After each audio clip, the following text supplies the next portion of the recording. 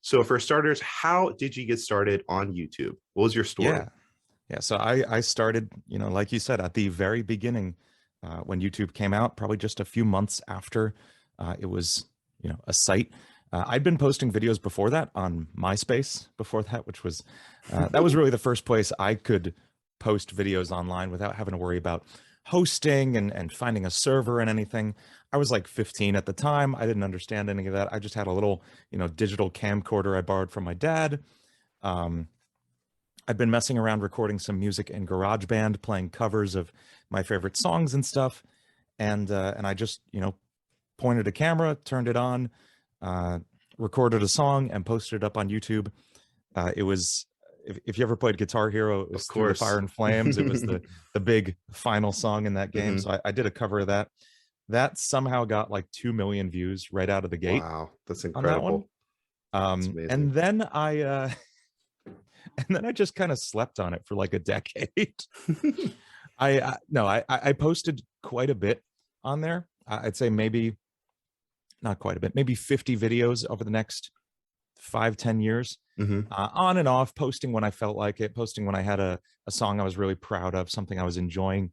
Being a professional YouTuber wasn't really a thing yet. So I was just having fun with it. There was no partner program. Hmm. We didn't know anything about affiliate marketing or sponsorships. I was just a kid. So I was just having fun posting on there, impress my friends and all that stuff. And then about 10 years into it, I finally started settling into a niche with it, which was to play music from the video games I grew up loving. So Sonic the Hedgehog, Mario, Metroid, stuff like that, covering music from these games and playing it on there. And it's just grown since. That's awesome. That's fantastic. And that's such an amazing story too. I have to ask you about that specifically. I mean, when you were posting these videos on YouTube in the beginning, did you ever think that it would amount to, YouTube is just like 10 times, I mean, maybe even 100 times what it was in the beginning. Did you kind of like see the potential in YouTube, or, did you just take a guess? I definitely didn't. I would love to say I did. No, I was like I said, I was 15 years old. You don't have a ton of foresight in your Yeah, teens. great. So it's just the current cool thing that there is to post on. And a year before that, we were all obsessed with MySpace, and so it was something I definitely enjoyed doing. I had a vague concept of wanting to, be a professional musician, and maybe this Mhm. was a thing I could use as some kind of online resume for that. But I certainly didn't see it as the thing that it is today, which is, a completely legitimate career choice to Oh, make. definitely. Yeah.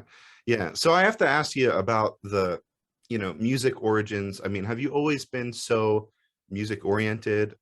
Where did you get your start in music? Because, you talked about the Through Your Fire and Flames, and I remember playing that on Guitar Hero. And this is no joke. This is a true story.